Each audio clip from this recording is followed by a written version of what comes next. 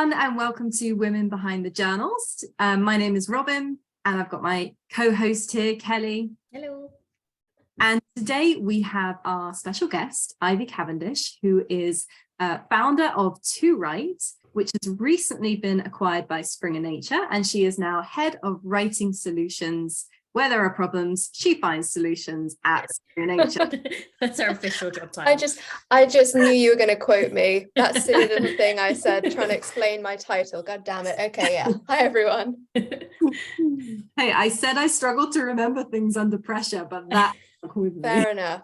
See, I love it that was the exact explanation that I gave a co-worker's 5-year-old a couple of weeks ago, like trying to explain what I do. And it's like, it works on all levels. It does. It works on all levels. Well, actually, with this vlog / podcast, you know, a lot of the things that we talk about are kind of breaking down slightly more complex subjects. It's in very well with our theme. So we wanted to kind of get the gossip, really. That's why we're so happy to have you here. You know, find out a little bit more about what you've been doing, and yeah, what the news has been, really. I mean, maybe a nice place to start would be kind of with your inspiration for TooWrite. You know, thinking back to when you first started, what sparked off that idea? So I'd imagine so many people have heard the story already, and I think I always tell it in the same same order as well. So for that, I'm truly sorry. But yeah, this all started completely by accident. I mean, I was going out with a scientist called Algie. He was doing a PhD in computational biology, and I was writing a thesis in literature. Now, we were co-working one day, and he'd had a really hard time of writing up his thesis. I mean, he'd done this absolutely amazing research. You know, he's working in pancreatic cancer. He'd done absolutely amazing stuff. But when it came to writing up, he had tried to write for maybe 6 months and only had, you know, a few thousand words down, and they weren't really a publishable quality. But we got to that day, and, you know, we're co-working, you know, I'm quietly typing away, he's typing and backspacing away, when I just hear fists down on the table going, I don't know how to do this. How are you even supposed to write a literature review? It doesn't make any sense. And so I kind of came up with it kind of like a timeline of like, okay, here's what a literature review like yours would look like. Here are all the questions you should be answering. Here's how you can move them around to make different narratives. And I showed him just like, well, when you put it like that, it looks easy. God damn. But so that's when I thought, okay, what if we try to do the entire thesis like this? So before, without this, 6 months, a few thousand words, wasn't going anywhere. I handed over this new method that then became TooWrite, and within 25 working hours, he'd written 15,000 words, which then went on to pass at Viva. That's crazy. That is insane. Right? I wish I had that when I was doing my dissertation and kind of, I mean, it's not the same as a literature review, but still, like, wow. Yeah. I mean, that was the thing that really started it all. You know, I kind of thought, well, what if it's a fluke? You know, I know Algie so well that maybe I just knew how to negotiate with his brain to get words out of him. How about we try this with a few other people? And the same thing kept happening. You know, we did a little intervention study thinking, well, you know, doing different papers, it's like, you know, apples and pears, apples and oranges, whatever the phrase is. It's yeah, it could be different. So we did a little intervention study. This little group of scientists, they'd taken, I think, 2 years to write the methods, discussion and conclusion of this enormous literature review. And I handed over a prototype, and within 4 hours they'd written the abstract and introduction, finishing their paper. And that was, yeah. So it was in, I think it was April of 2020, we decided, let's do a startup, you know, global pandemic, the world's falling. Let's put ourselves in a really precarious situation, like career-wise, because that's an awesome idea. And then the following year, we got venture capital investment from Bethnal Green Ventures, and that kickstarted everything. Wow. Super exciting, really inspirational as well. And yeah, I can imagine that feeling of like you think you've done it for your boyfriend, so can you just, that doesn't necessarily mean you're going to be able to do it for people you've never met. So it's really cool that you're able to sort of try that out and just see what, you didn't just leave it there and think, oh good, I helped him, done, story over. That could have been the end of that story. But you know what, on that boyfriend note, you said you were here for gossip, so here's the gossip. Yes. So on the acknowledgements page of the thesis that he wrote with the first version of TooWrite, he did his acknowledgements, his supervisors, his funders, and then at the very bottom of the page said, Ivy Cavendish, will you marry me? Oh, I just got chills. Yep. So that's the gossip. Oh, that's so sweet. Don't have ending on both fronts. Published behind a paywall and then you couldn't access it. No, it was a hard copy. Thank God. Just handed it to me going like, you're gonna be mad. Oh, that's so cute. Yeah. Oh, I love that. I think that's probably one of the most unique proposals I've ever heard of. It's very niche.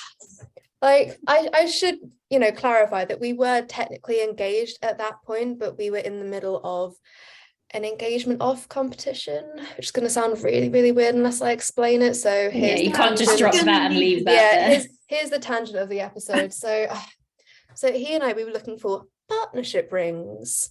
Okay. And you can't search for partnership rings on the internet. You have to search for engagement rings. And so we kind of kept like switching the words in our head by accident. It's like, oh, I found a really cute engagement ring. I mean, partnership ring. And then we were having lunch one day and it's like, Ivy, can I be real with you for a sec? Like, okay, what are they really? I'm like, engagement rings. So what are we? Engaged. And we thought, that's a really cute, very us story, but there's no, pizzazz. So we started having about a bit of a competition to see who can embarrass each other the most with a very public proposal. That was proposal number 3, the Viva, and he won. Oh my goodness. So yeah, that's the tangent of the episode. Well, don't speak too soon. Yeah, that's true. More to come. Yeah. I did have a question on that kind of related note, because you said that you came from a literature background. Is that what you said? Yeah. So do you think that researchers from the humanities, I guess, have more sort of dedicated training in how to write, just because that's kind of part and parcel of that side of research, whereas so much of the training focus for researchers in the STEM subjects is, lab-based, sample size, all of that sort of stuff. So do you feel like that's kind of a training need that's really lacking in the current system for at least for STEM subjects? Oh God, yeah. I mean, so like going behind the scenes a little bit, you guys sent me a couple questions ahead of time. And it's been a couple of weeks where I've been sitting with these questions. Every time I thought about that question of, is training for researchers lacking? My God, it was like triggered. It was like the opening bar of Don Giovanni going like, yes, the training is lacking. But that's kind of the problem though. It's not lacking because, the effort isn't there, or, there are hours being left on the table. There are no hours left to teach scientists these things. And so many scientists, it just doesn't come naturally to them. And it doesn't come unnaturally either. I remember Algie saying, look, I could go to the top workshops in the world and I still would not be able to do this. But I am a cracking great scientist. And I don't believe that my inability to learn how to write should be preventing me from doing this fantastic science. And that's not to say that scientists can't write. A lot of them can, and that's the beauty of TooWrite. You can pick it up, use it as a tool, put it down again if you're like Algie. But if you want to learn, you can use it as a training tool. You do something enough times over and over and over again with support, you will learn how to do it on your own. But that's the thing. So going back to your original question, tangent again. Yes, literature students are absolutely taught how to write down to a granular level. I mean, I think, so it was in the Against the Grain podcast I did recently where I joked that, I don't know about you, but I'd rather my cancer scientists were focusing on, curing cancer instead of freaking out over whether it's now is the correct moment to use a semicolon or not. But when you're a literature student, you should be freaking out over whether that moment is the correct time to use a semicolon. That is the job. That is the whole job. Whereas for researchers, it's a tool. And there are so many different types of tool you can use. You can use your own learning, or you can just, pick up a tool and use it and then go back to your actual job.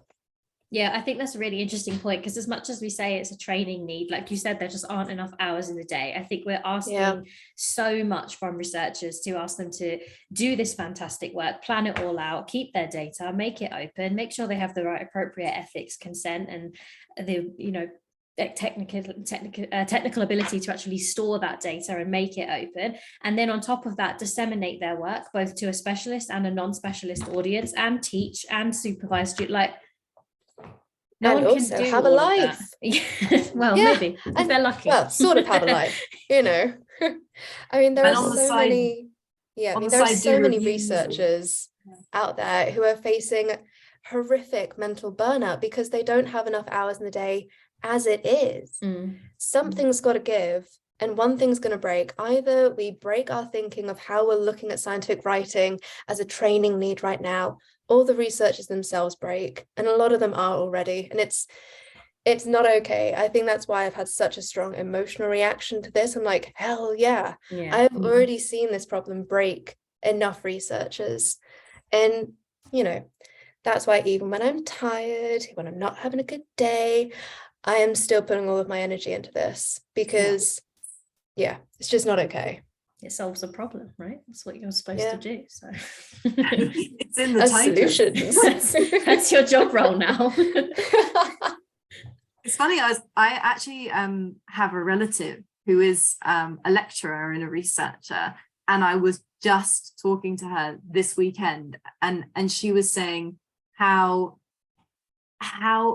tired she is, and on top of all of this lecturing, writing, going through the publishing process, she's also doing reviews and trying to contribute to the community. And I think that kind of, it really resonates, and it touches upon the impact and the long-term impact that TooWrite in particular will have. I mean, what would you, aside from kind of the benefit for the individual, you touched upon around the science and the focus on the science. What other impacts do you see it having there, and on the scientific community as a whole?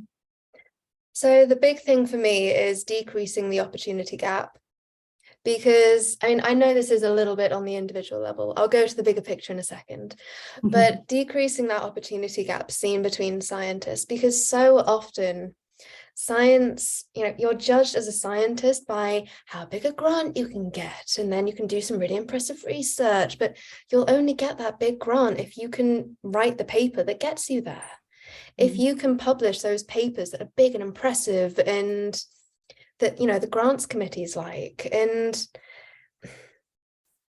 scientists should be judged on the science they do, not how well they can write. If they want to be judged on how well they can write, become writers, not scientists. That's the little bugbear that's always gotten me. But on a more global scale, I see this as supercharging communication and thus progress in the scientific community. There are so many times when a friend who's a researcher would come back from a conference and said, hey, that thing that, we had to spend loads of research funds, testing. I went to the conference and I was talking about how it didn't work. And 3 other people turned around and said, oh yeah, we tried that a few years ago. It didn't work for us either. I'm like, wow, you didn't think of publishing it? They're like, the resource cost is too damn high. I can't write up all of my research. And that bugs me. That really bugs me. I know that everyone is saying that there's too many papers out there, but it's not that there's too many papers, because that's data. We need that data to be communicated. If it's there, it shouldn't be just sat in a server. It needs to be out there where people can access it. But I've lost my train of thought. You were saying that that we need that information, and They don't have time to write all these they papers. they haven't got time Absolutely. to publish those null results or negative results, because they're prioritizing the groundbreaking successes, which is great. But I totally agree. I used to work at the NIHR, and we had a policy of publishing null results and no results, because they're just as important, but in very different ways. Oh God, yeah. I mean, I actually had someone say to me, I mean, they're not a researcher anymore, partly because of this thing that had happened. They had 2 potential papers that they could write.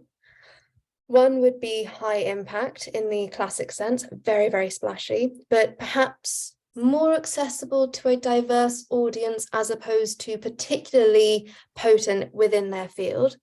And then they had another paper that it would have been very impactful on a ground level, on a really fundamental level, but it would have been quite niche, so less impactful, in terms of ref, etc. Their supervisor banned them from writing the second paper. So he said, you don't have the time to do this. You don't have the time to do both. You have to pick one, and it has to be the one that's going to get us the funding to keep all of us. I'm sorry. And it was that shattering of those rose-tinted glasses that ultimately led to them leaving science. I mean, I'm not saying that was the reason, but it was certainly the straw that broke the camel's back. And I think a lot of people outside of active research don't necessarily see that. They think, oh, scientists do the research, they publish all the research. No, it is a tiny sliver that is best going to benefit their funding needs. And on a realistic level, sure, yeah, that's how it has to work. But just because that's how it has to work currently doesn't mean that we shouldn't be trying to change it. Optimism is what makes the world change, No, definitely. I think it's going to take time to have this sort of culture shift to putting as much energy into publishing that sort of data, those sorts of results, in comparison to your sexy stuff. But I think we are seeing now more of a push from funders and other organizations. So I'm really interested and closely following COARA, the Coalition on Advancing Research Assessment. I think that if it's followed through, if there are kind of consequences, if there are reasons to comply with it, could be very powerful in kind of equalizing some of this stuff. So those decisions around who's getting tenure or who's getting the grant is not being made solely on, oh, well, you've got a paper in Nature or Science, so it's going to you. It's really looking more holistically at the whole picture. Oh, you're an editor in these journals, you've done this many peer review reports, you've shared this data, you've published all of these different types of output instead of just publishing your sexy pieces. I think that exactly, it's going to be really important, but I'm watching it with bated breath. Yeah. And I'm just like, I picked out a word you said there, comply. And I just had a thought of, yes, there absolutely does need to be systems that kind of not forces these change, but massively incentivizes these changes. But with that, we're adding more to researchers' plates. So we can't have just that. We need something that lowers that resource cost of writing every single paper, every single type of content format. And that's what TooWrite's really, really focused on. I don't want this to be another hurdle at the end of a marathon. This should be your victory lap. You did it. You figured out the thing that nobody else has. This is awesome. It shouldn't feel like, oh God, now I've got to do something that honestly I find even scarier than the research itself. It's backwards. Yeah. It needs to be an easy process. And I completely agree. It should be something that the authors as a publisher, we hope that they look forward to the process of publishing and writing and publishing and revising and everything that comes with that, because we enjoy the process at least, but know that it's not always the case. And I do think that's something that publishers struggle with. I mean, if you're seeing a publisher as potentially the instigator behind a lot of the pressure to publish, you're potentially looking at them as the root cause of all of this, and that damages trust. In science, the essential currency of science is trust. Without that, none of this works. And like I said, something's got to give, something's going to break. So now is the time. Ivy, I wanted to go back a little bit because I feel that we haven't probed you quite enough gossip yet about the particularly the kind of forming stages of TooWrite. And you mentioned that you got investment in the tool before it was acquired by Springer Nature. And I would like to know, I'm always interested in entrepreneurs, especially female entrepreneurs, and what that process was like for you. You know, could you maybe walk us through the process of finding investment, how you engaged people with the tool, and what were some of the challenges along the way? Well, you can probably tell from my facial expression that I'm briefly reminding myself that now is not the correct time. This is not the correct forum to air every grievance I've had about the funding process for a female founder. I mean, I could talk all about the investor who likened investing in my company to taking me out for dinner. Yeah, something along the lines of, hey, once I invest in your company, I want regular updates. I don't want you to ghost me like I've just bought you dinner. Or, you know, yeah, could have a lot of those stories to tell you, but no. Still, I'm going to focus on how utterly fantastic BGV were.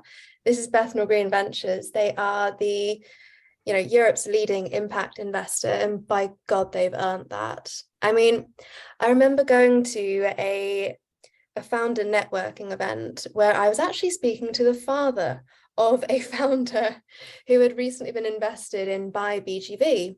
But before that, they had had a different venture and they had had an awful experience. You know, they had been run ragged by this VC. Every time something didn't happen, they asked, why not? Why did you fail? Why are you doing this to our shareholders? Really brutal stuff, and it broke them. And then they came to BGV and they were treated like humans. I mean, I remember in our first session, we all looked a bit tense in our cohort session. And one of the investors said, "Oh, you all look, you don't look well right now. Okay, everybody stand up. We're going to do some yoga stretches. Come on, you're all making me tense." I'm like, oh my God, it's a human. Oh my God. I have felt supported and empowered and honestly loved by these people within BGV. And honestly, I know this is part of the question you're going to ask me later, but I've got to say it. If you are a founder within this sector, oh my God, apply to BGV for funding. They were the first money in Overleaf. They were the first money in TooWrite.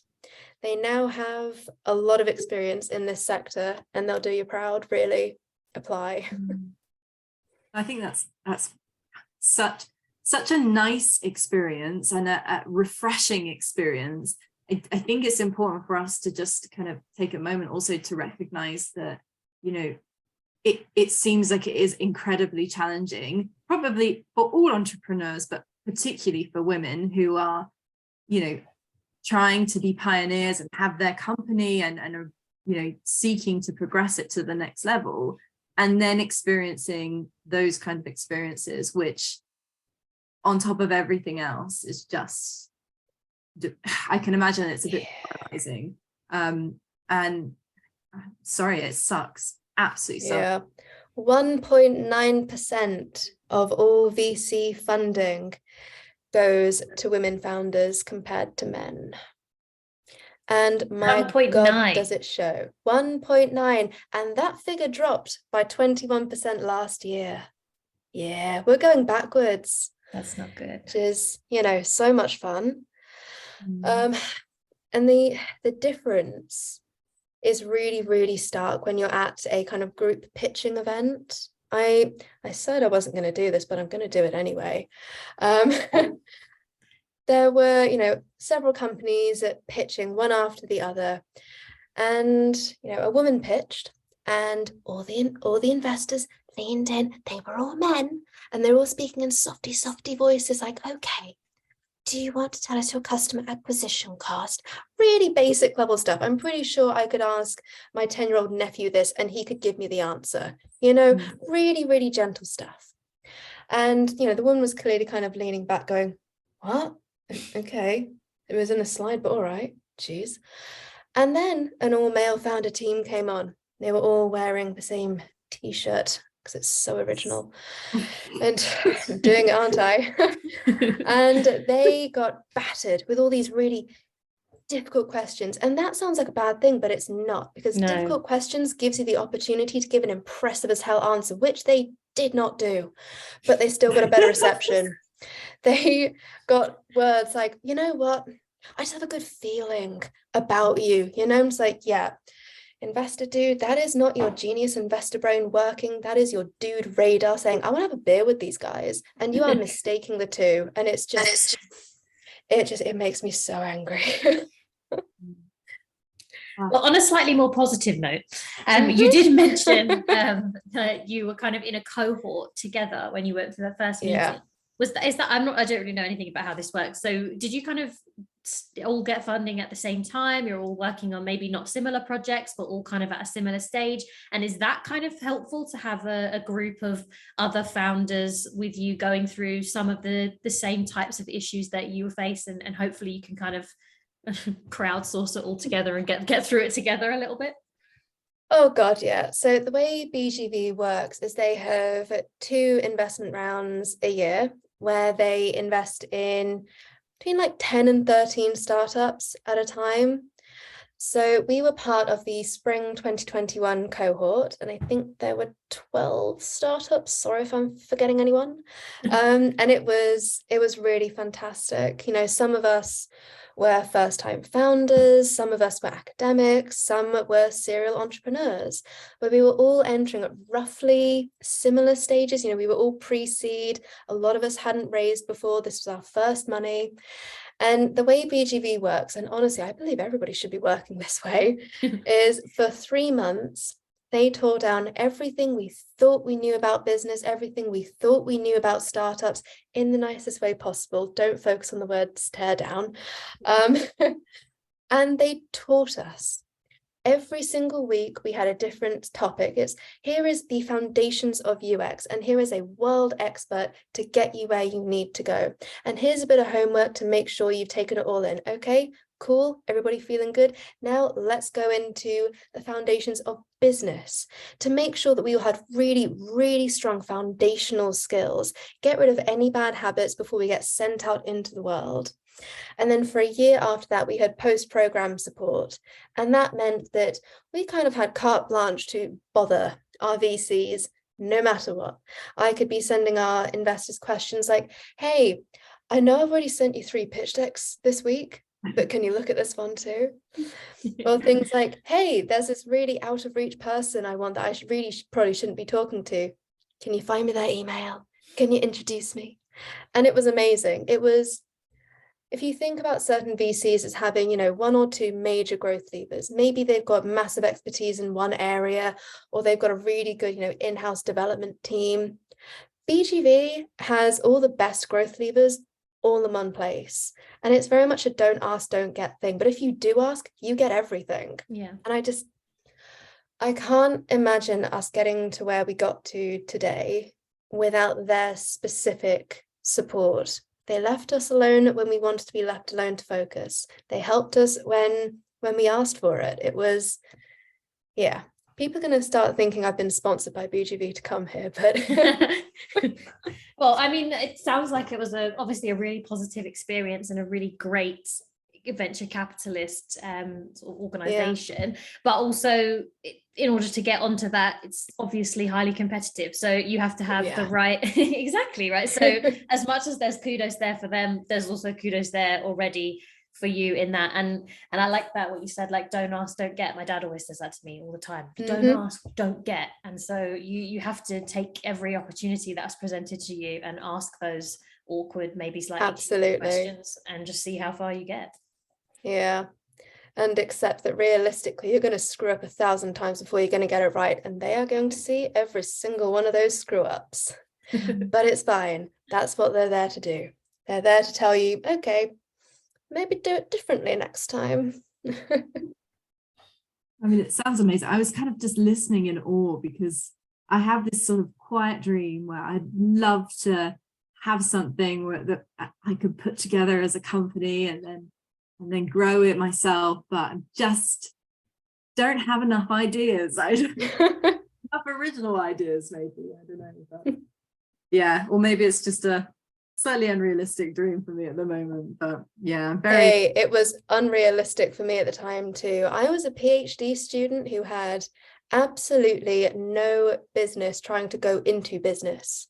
I knew nothing. You know, my thesis was on absurdism, which is the theory that life is meaningless. And I then decided to do a startup. Yeah, that was unrealistic, but it still happened. Just find a problem that you're willing to go to war over and you'll figure it out. That's amazing. You know, as I said, I'm kind of in awe. So I think so cool. We should probably talk a little bit though, because things have moved on since the early of getting venture capital and getting things up and running and users starting to use the platform. It's been acquired by no other company than Springer Nature. Like, it's a huge company. How did it feel when you kind of found out that they were interested and that they wanted your baby? Like, you know. No, I'll take that. Wanted my my intellectual baby. Yep, yeah. I'll go for that. Well, as with all of my stories, it begins and ends with algae. So I was actually having a very rare day off. And this was all happening while we were talking to Springer Nature about an investment, because we were raising an investment round. They didn't just send me a LinkedIn DM going, hey, can I buy you? Yeah. No, we were already talking to them. You're telling me that's not how Springer Nature works? No, shockingly, they don't just slide into your DMs. I was surprised too. But yeah. Oh, tangents. So yeah, we were already talking to them about, an investment, and I was having a rare day off, and I was, just upstairs in Algie's office chatting when Eugenie, the VP of Research Solutions, messaged me saying, hey, can I call you in about 20 minutes? I'm like, yeah, cool. And I very jokingly, in like the most hyperbolic fashion possible, was like, they're calling because they want to buy us, obviously. And I went downstairs into the kitchen, had the phone call, and it was words to the effect of, well, I've just had a call with the board and we're thinking, instead of investing in you, why don't we buy you? Would you be up for that? And I don't know how I didn't pass out right then and there, but I kept my cool-ish. And it was like, okay, cool, yeah, put together an offer and, we'll consider it, cool. Hung up, walked upstairs, slightly, knock-kneed, and just kind of stood next to Algie while he was working like a proper weirdo, not saying anything.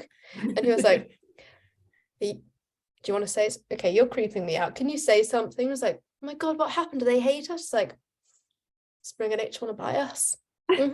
Cool. And yeah, it took several days / months for that to kick in. I think it was only when we were signing documents that it really kicked in that this was happening. But yeah, it's a moment I'm not going to forget. No, for sure. Amazing. And you're able to be involved as well. I mean, did that play a part as well in the consideration of their offer, being able to continue your work essentially? God, yeah.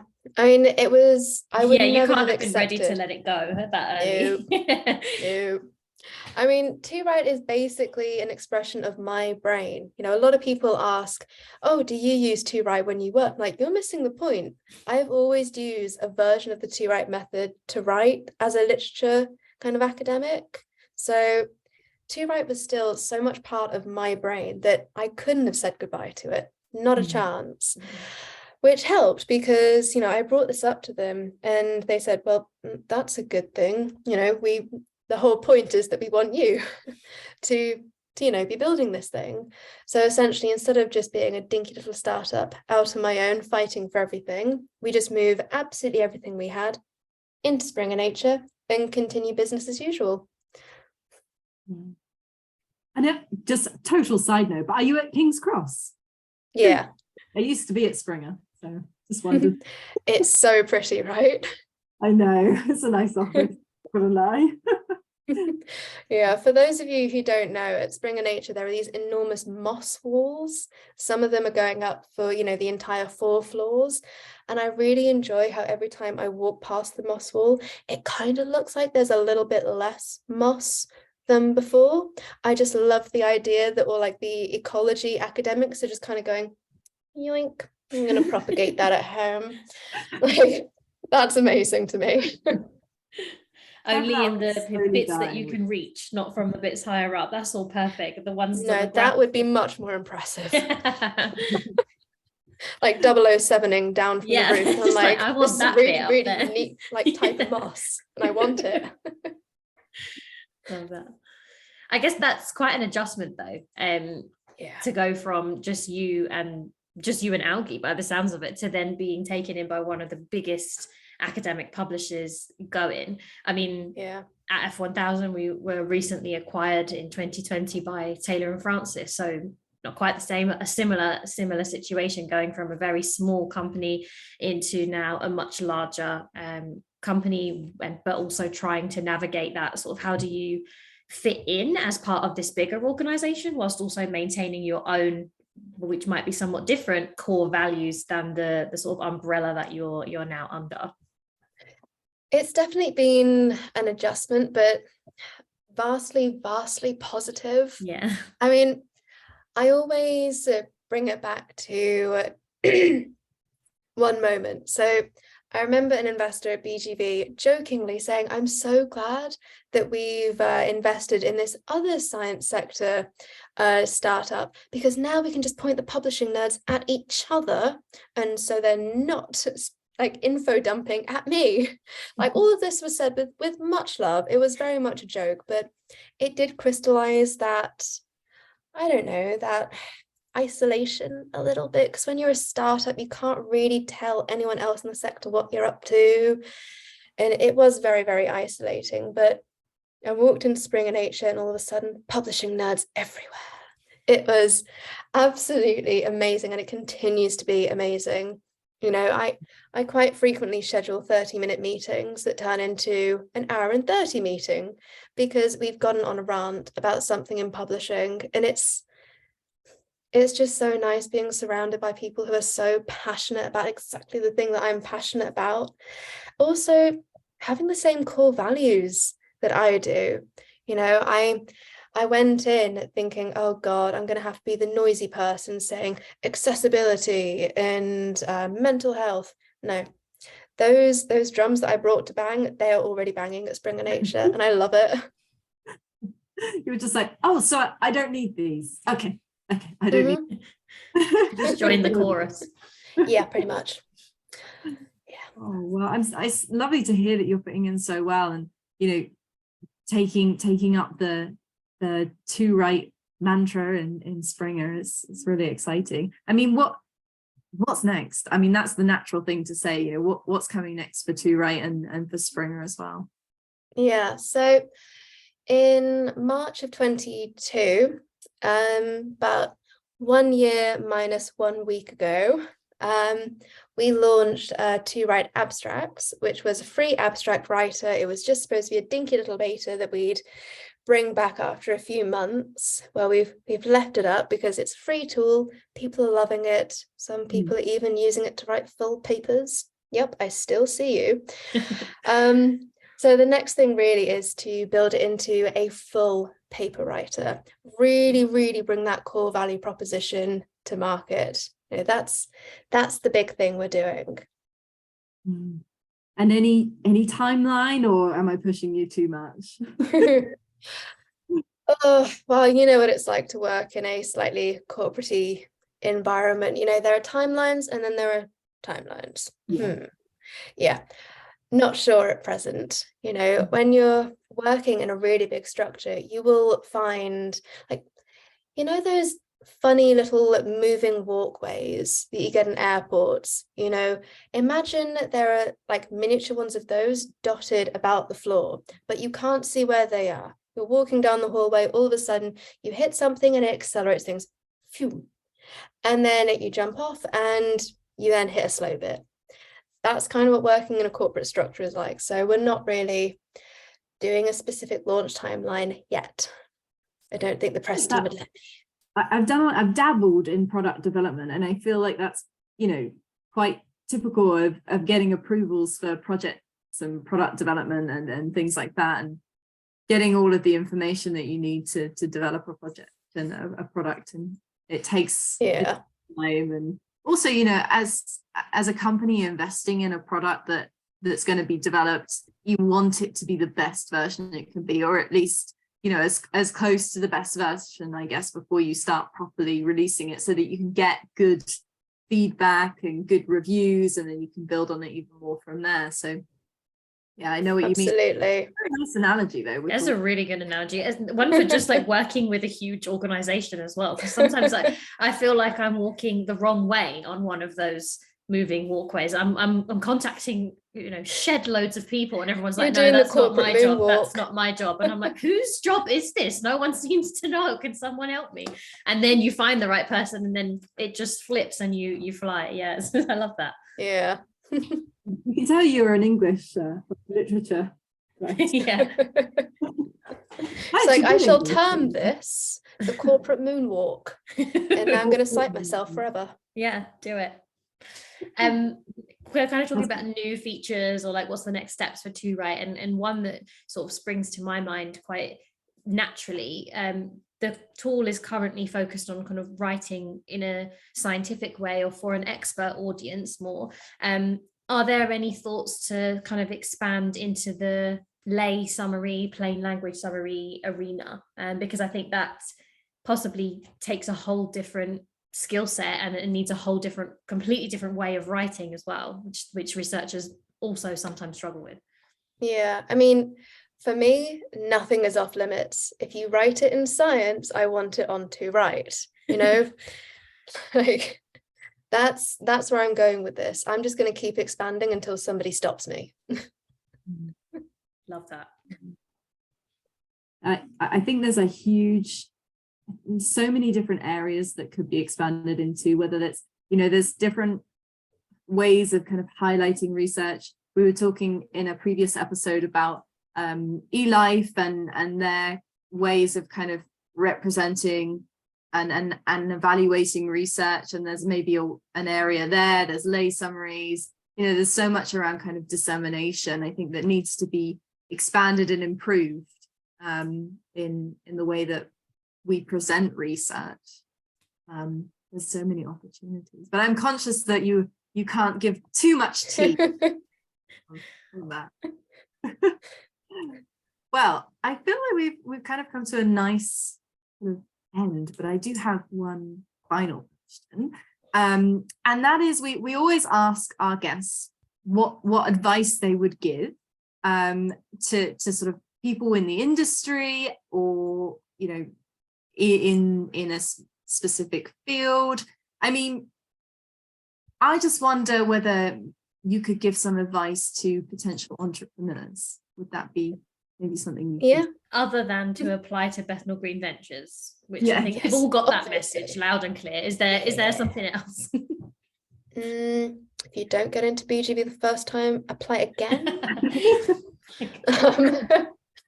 But no, you know what? I'm going to potentially end on a little bit of a cynical note, because this is a lesson that it actually took me a long time to learn, and I wish I could have. Well, no, I don't regret anything that happened. It's just, I wish I'd known this, or rather, I'm glad that I know this, potentially going into my next venture in however many years' time. But just because someone senior in the industry is giving you advice, often unsolicited advice, doesn't mean they are right. Some people are only senior because they've managed to not get fired. Not necessarily because they are the oracle of all wisdom. I once had a so-called development genius tell me, he'd done this very big development project 20 years ago. And he tried to, force advice into how I should be developing my tech platform. He did not understand any of the terminology I was using, and so assumed that I was wrong. And he kept pushing and pushing and pushing. And being a young founder as I was then, I didn't hang up on this person. And I did have a momentary crisis of confidence of, oh God, have I gotten it all wrong? And I kept having those moments when these very senior, often male people would message me on LinkedIn saying, hey, I've got some advice for your business, even though they knew nothing. And it would still make me question things. Just when someone offers you advice, look at their career. And if that's not a career that you would like to emulate yourself, if they have not achieved success that you would like to emulate yourself, don't take that advice. I mean, sure, sometimes someone is really, really expert in that one specific thing. And yeah, go for it. Evaluate the advice, come to the conclusion that, yep, I think that is the right way to go. But don't just take advice at face value because they're more senior or more developed in their career. It won't end well.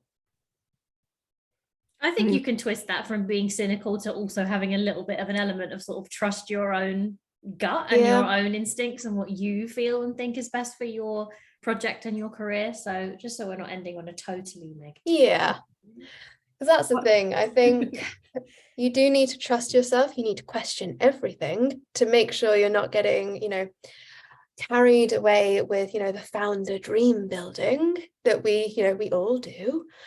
But yeah, trust yourself.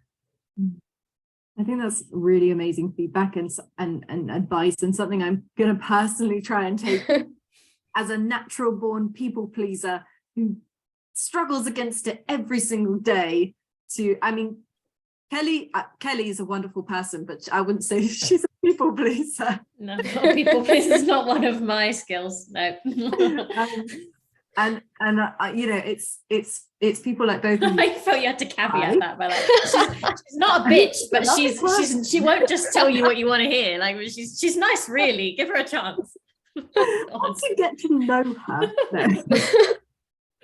I'm joking, but it's people like me who really genuinely just feel this urge to kind of compromise and kind of listen and people please, but actually thinking about it, if you have that instinct that's telling you this isn't quite right, and listening to that, and I think trusting in yourself, like you say, I think it's such good advice. So thank you for that. I'll try and listen to it and not people. Yeah. Wonderful. So the last thing for us to say is just thank you so much to Ivy, and thank you to Kelly as well, my co-host. And yeah, we'll good luck with TooWrite and with Spring Nature. Yeah, thanks. Thank you for having me.